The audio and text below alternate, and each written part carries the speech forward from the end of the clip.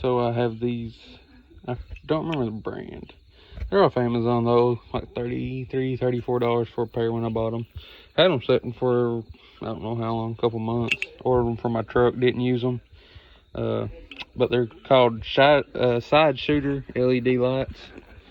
And so I got this J-Strong roof on my Rhino, as y'all seen in the last video. You didn't see the roof, but you see the machine. And it's got these lights, and they're just, regular bulbs, I guess you'd say. Not very bright, not worth much for what they are. So I'm going to try and switch these over to that. So first I need to get these off here and see what's what. There's 2 wires going to it, so it should be just as simple as changing out the brackets maybe. Or maybe even reuse those brackets depending on what's going on. So I'm going to jerk these off right quick and see if I can get them out. Alright, so I got my first light off. I only have 2 of these lights, and this is the other one. The other one's still ain't on the hood of the Rhino. So this is the light after you get it off.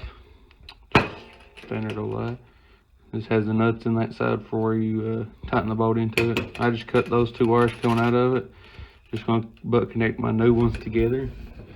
So here's the bracket that they come in. This is the side screw that holds your light on. You have to take them out first to get to your bolts for this that mount it to the roof, I would say.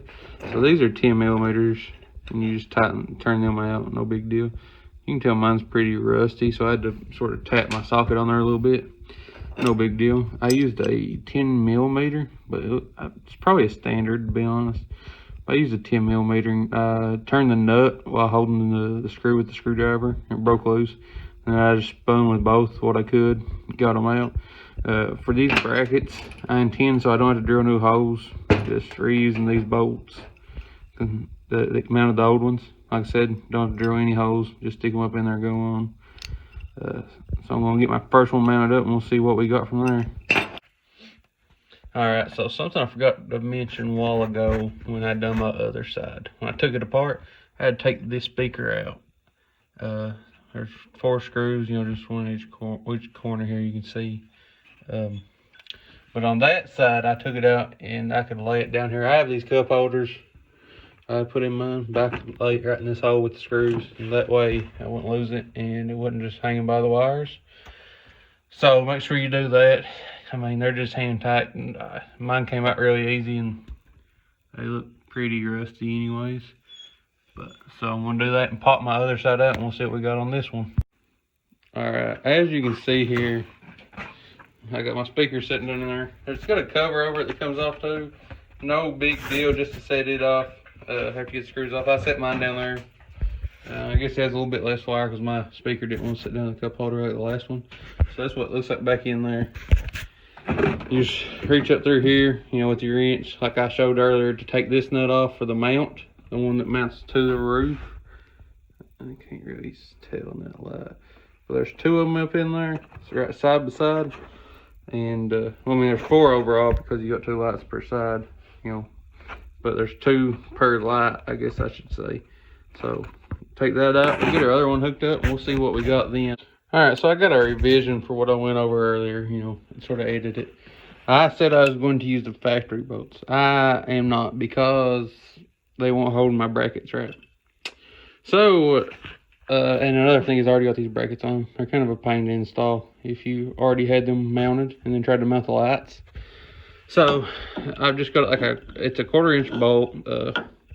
Really, it could be a lot shorter than that, than what it is. It's probably 1.5 inches. So what I do is put it up to them bolt holes, since it's a plastic roof that the factory bolts mounted through, and I just took a wrench and turned it up in there and screwed it through the plastic to fit my washer and nut on the back side. And then what I did was tighten it up till it gets really close. I could still move the lights on the bracket. And then I centered that bolt in the center of this bracket and tightened it up, and that seemed to hold the other side pretty good. So I'm going to do that with this one also, mount it up. The black wire to black wire on this, and the white to the red per my lights. Maybe different depending on what you have or what you use. Other than that, also I have another thing to say. I said it was a 10mm back in that hole to get those mountain bolts loose.